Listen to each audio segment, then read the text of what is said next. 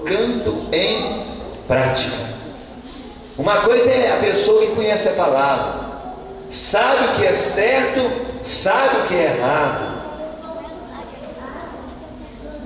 e põe em prática. A outra coisa é aquele que vai empurrando com a barriga. Um dia eu resolvo, um dia eu caso, um dia eu obedeço. Aí eu posso dizer que um dia pode ser tarde.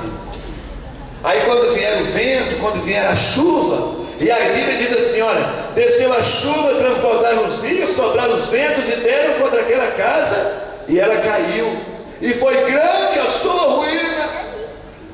Ah, por que eu não obedeci o pastor?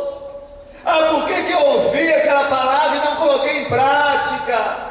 A minha casa caiu, olha só a ruína que se tornou o meu casamento, olha só a ruína que se tornou a minha família, olha só a ruína que se tornou a minha empresa, olha só a ruína que se tornou a minha família, os meus filhos estão sem direção, estão sem princípio, estão sem identidade. Portanto, todo aquele que ouve essas minhas palavras será comparado ao homem prudente que edificou a casa na rocha, ao homem insensato que edificou a casa na areia. O homem prudente é aquele que ouve e obedece, é aquele que ouve e põe em prática. O homem insensato é aquele que ouve e deixa para depois. Em outras palavras, nem ouve, só escuta, entra no ouvido e sai no outro. Porque aquele que ouve obedece, aquele que ouve põe em prática.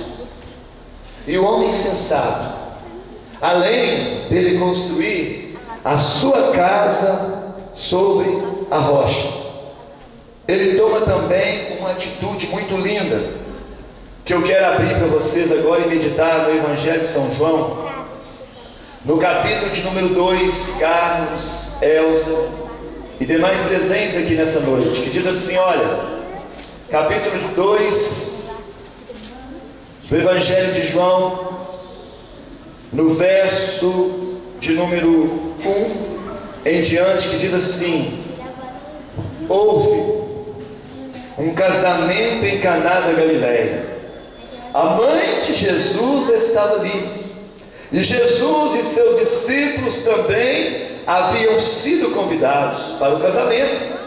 Tendo acabado o vinho, a mãe de Jesus lhe disse: não tem mais vinho. Respondeu-lhe Jesus: mulher, que tenho eu contigo?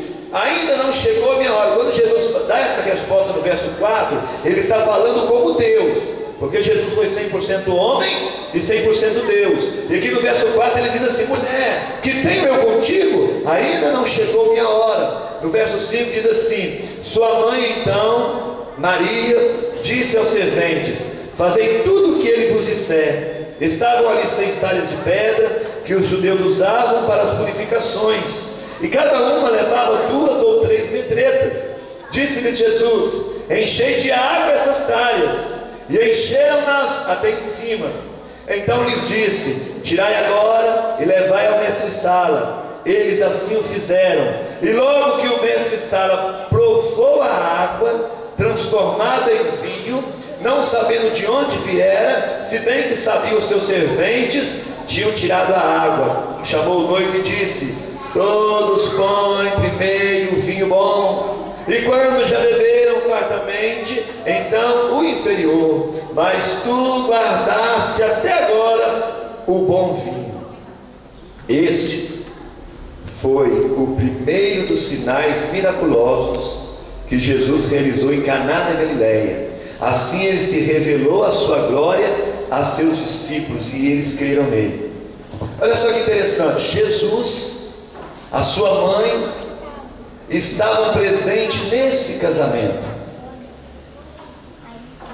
O homem sensato, que ouve as palavras e põe em prática, ele convida Jesus para estar no casamento. E quando Jesus está presente, o milagre acontece. A cultura judaica, eles usavam o vinho como símbolo da alegria. Depois o Senhor Jesus diz lá em Efésios, no capítulo 5, no verso 18: não vos embriagueis com vinho. A palavra diz através de Paulo: não vos embriagueis com vinho.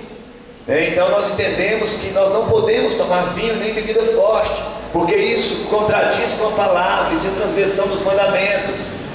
Mas enchei do Espírito Santo. Mas na cultura judaica eles usavam o vinho, e o vinho simbolizava a alegria.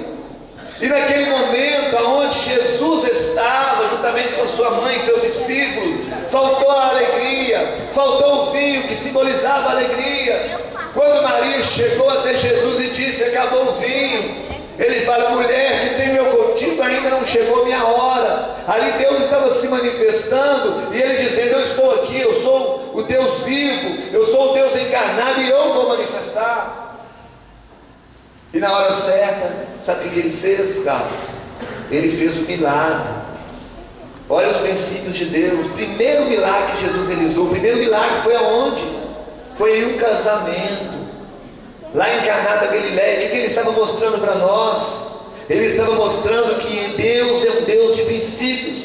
Ele poderia ter realizado o primeiro milagre curando um surdo. Ele poderia ter realizado o primeiro milagre libertando o endemoniado. Ele poderia ter realizado o primeiro milagre curando o enfermo.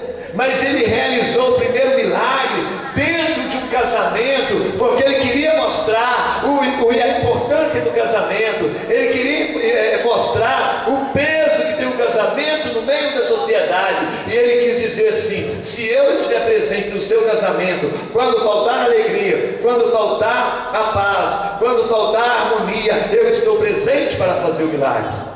Segunda atitude: primeira, construir a casa na rocha. E a segunda, convidar a rocha, que é Jesus, para estar presente no enlace matrimonial. Quando faltar a alegria, Jesus está presente e ele transforma a tristeza em alegria. A palavra diz que ele faz até a tristeza saltar de alegria. Primeiro ponto: construir a casa na rocha. Ouvir a palavra e obedecer, pôr em prática. Segundo ponto: convidar Jesus para estar. É aquela terceira dobra do cordão de 3 dobras que diz lá o sábio Salomão em Eclesiastes 4, que ele diz: o cordão de 3 dobras não se quebra. Jesus é a terceira dobra desse casamento, desse cordão de 3 dobras. E o terceiro e último ponto para essa noite eu quero deixar para vocês é que Deus construiu, criou todas as coisas. A Bíblia fala que Deus, quando viu toda a criação, e no verso 18 do capítulo 12 ele diz: não é bom que o homem esteja só. Deus então tira da costela do homem e faz a mulher. Deus diz que tudo que ele fez é muito bom. Então ele é o criador de todas as coisas. E foi ele que instituiu o casamento. A constituição é humana, mas a instituição é divina.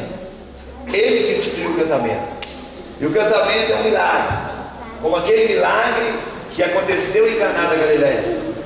Deus pega o Carlos, criado em uma casa, em uma família, e pega a Elsa, criada em outro ambiente, em outra família, e Deus une aquilo que tinha tudo para dar errado e faz dar certo, porque ele é o Deus de milagre. O casamento é um dos maiores milagres de Deus. Por isso que Jesus realizou o primeiro milagre numa festa de casamento. E ele é o criador de todas as coisas. Ele criou o casamento, ele criou Elsa, ele criou Carlos. E ele separou vocês um para o outro desde a fundação do mundo.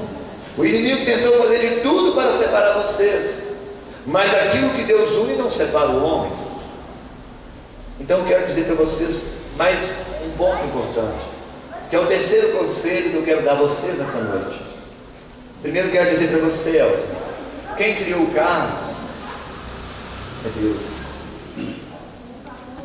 Ele é o criador do Carlos, e ele também é o remidor do Carlos, é aquele que remiu o Carlos através do sangue de Jesus.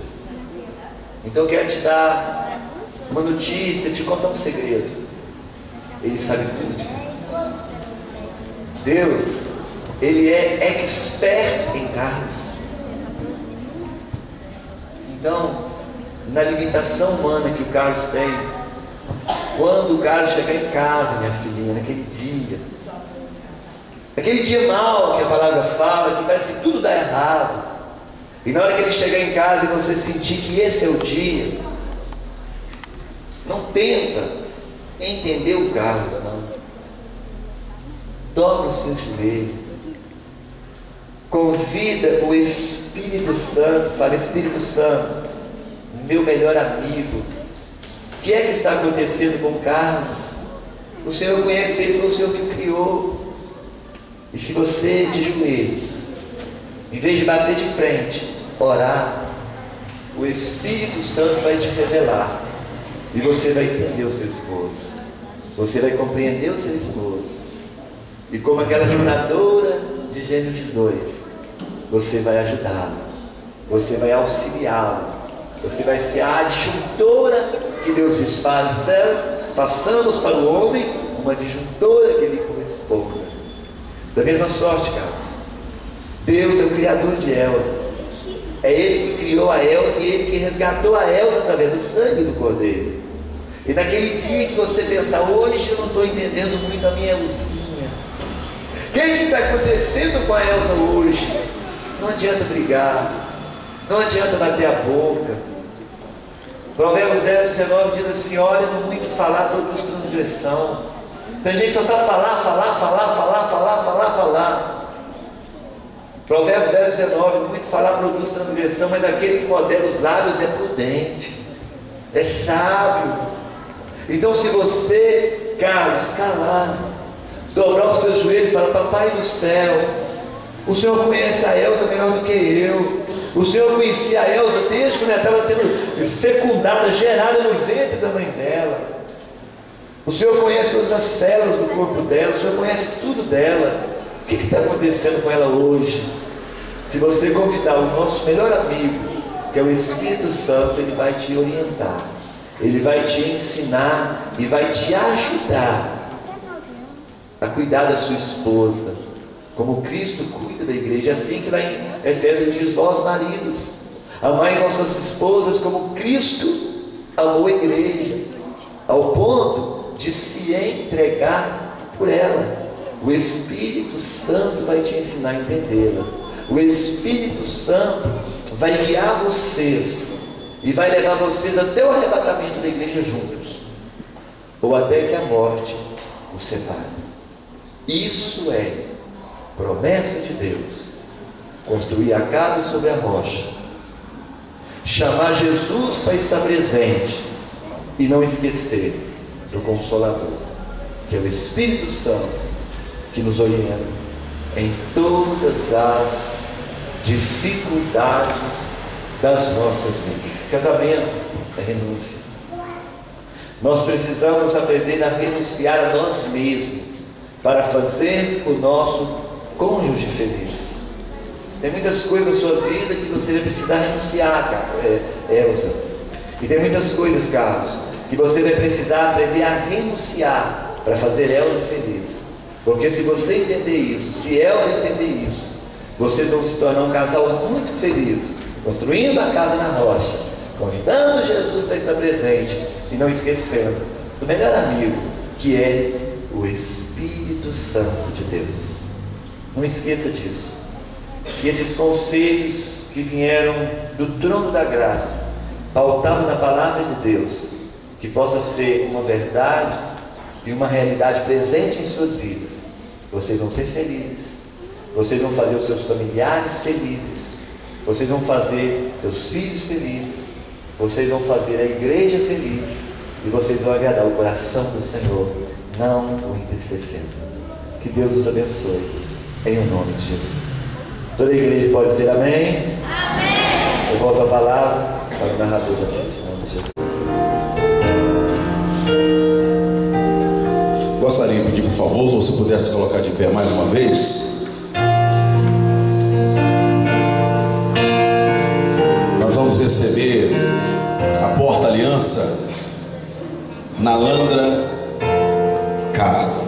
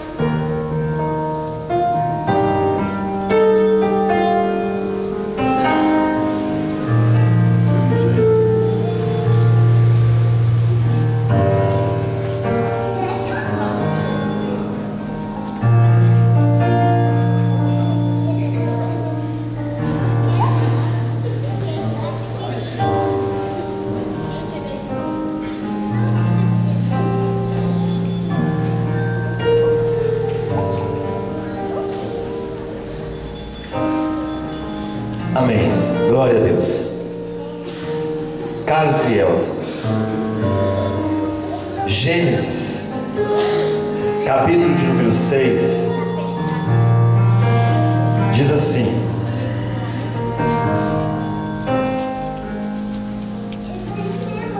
verso de número 18: mas contigo, disse Deus, estabelecerei a minha aliança, e entrarás na arca tu e contigo os teus filhos, a tua mulher e as mulheres do teu filho. De tudo que vive, de tudo que é carne, 2 de cada espécie farás entrar na arca, para os conservares vivo contigo, macho e fêmea serão. Mas contigo estabelecerei a minha aliança. Deus é um Deus de alianças. Deus é um Deus de pacto, de compromisso.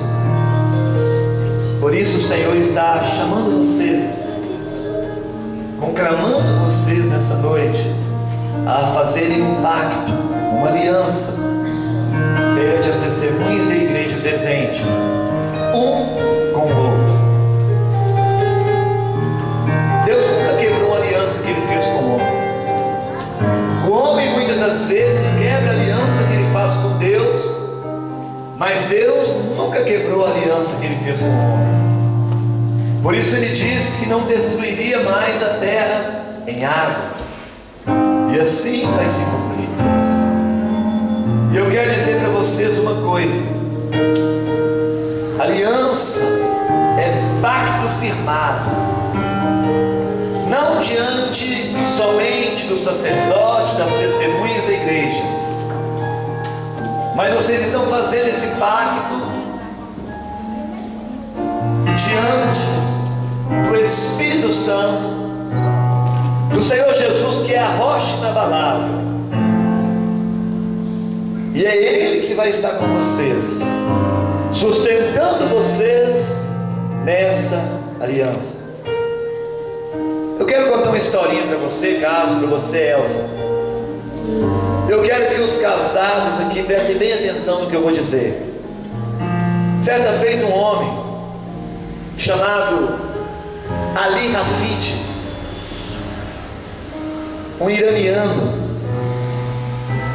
ele tinha tudo que o homem precisava ter: muitos camelos, muitas fazendas, uma esposa e filhos.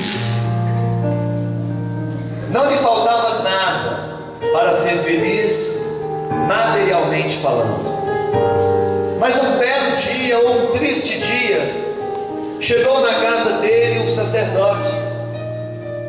E esse sacerdote começou a falar para Ali Rafid sobre uma pedrinha muito brilhosa, que emitia várias cores ao mesmo tempo. E ele começou a falar sobre essa pedrinha, e aquilo caiu no coração desse homem. E de repente ele começou a desejar ardentemente essa pedra que ele não tinha. E o sacerdote disse que essa pedra tinha nome, e o nome dela era diamante.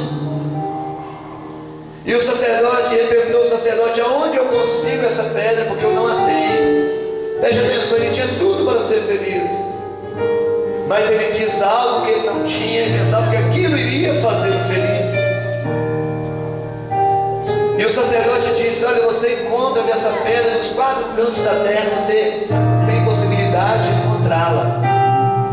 Sabe o que ele fez, Carlos? Ele vendeu a sua propriedade, vendeu os seus bens, pegou todo o dinheiro, pegou a sua esposa e os seus filhos, entregou na mão do seu amigo e foi atrás dessa pedra. Ele rodou o mundo inteiro procurando essa pedra.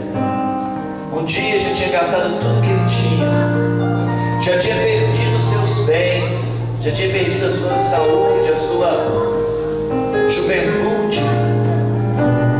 E então, frustrado, decepcionado, sem poder voltar para casa, diz a história que é verídica, ele entrou no mar e foi embora até suicidar-se.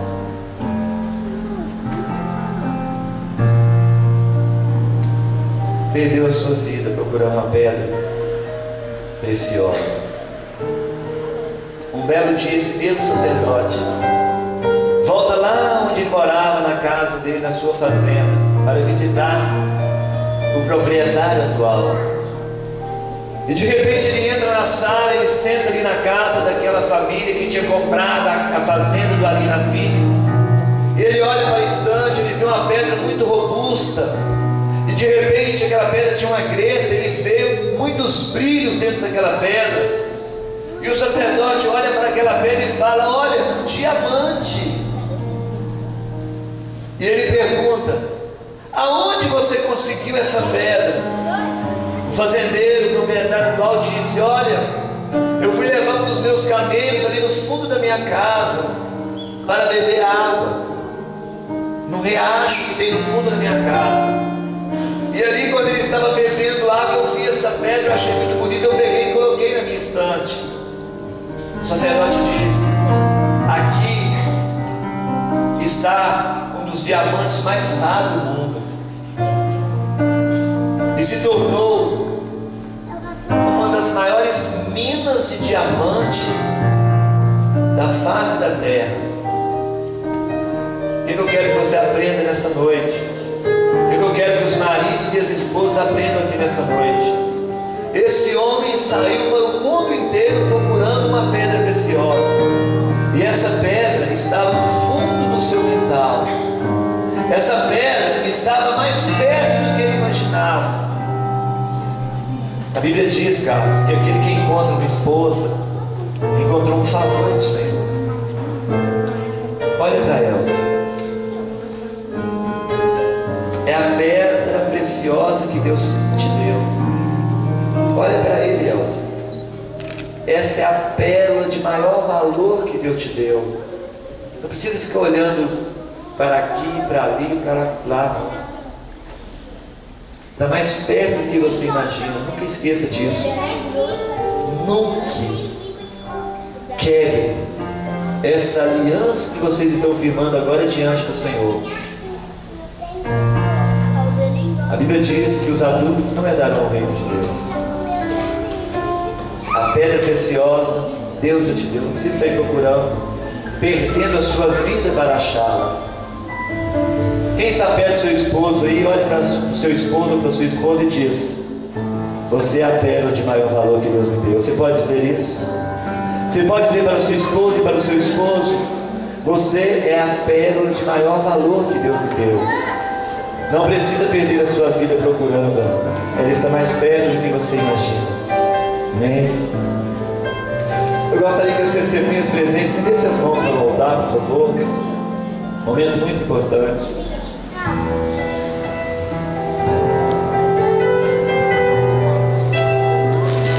Nós vamos estar agora fazendo a bênção das alianças, que você esteja intercedendo por esse casal.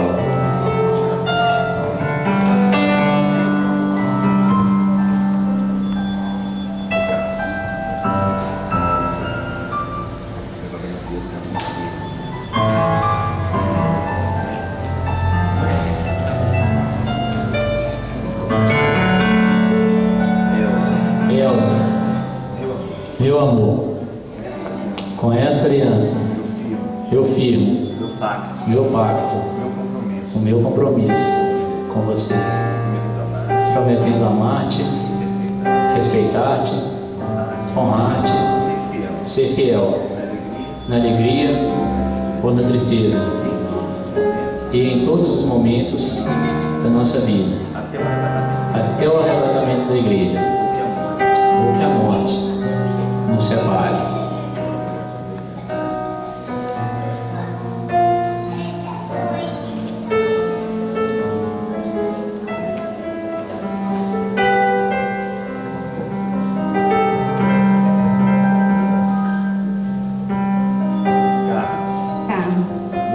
Meu amor, com essa aliança, eu firmo meu pacto, meu compromisso com você.